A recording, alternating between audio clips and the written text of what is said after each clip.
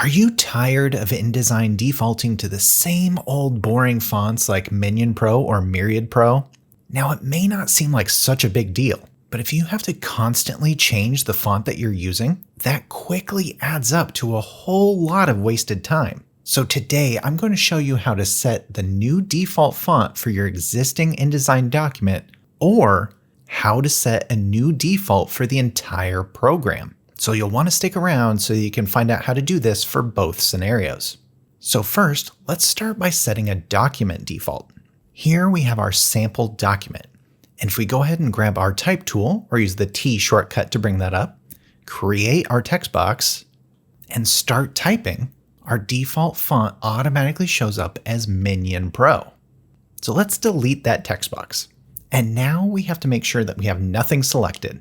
Once we've confirmed that there's nothing selected, then we can go up to Type, Font, and let's say we want our new font to be Avenir Regular. Let's make that our default.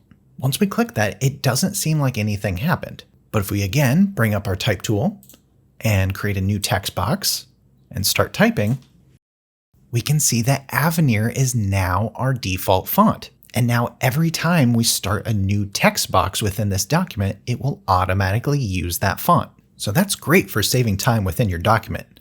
But what if we want to set a new default font for all of InDesign? To do that, we first have to close out of all of our documents and make sure that we have nothing open.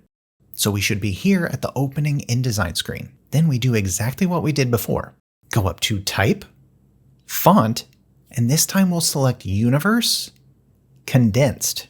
And if I click on that, it once again looks like nothing happened. But if we create a new document, and for now it doesn't matter what size, and if we draw out a new text box using our type tool and start typing, now we can see that the font is automatically set to Universe Condensed as our new InDesign default. And that's how you set new font defaults in Adobe InDesign, either by document or for your entire program, which can save you a ton of time. And now that you know how to set new font defaults, did you know that you can sort through or even remove images that you want to place as you place them? I have a video right here with this powerful InDesign workflow.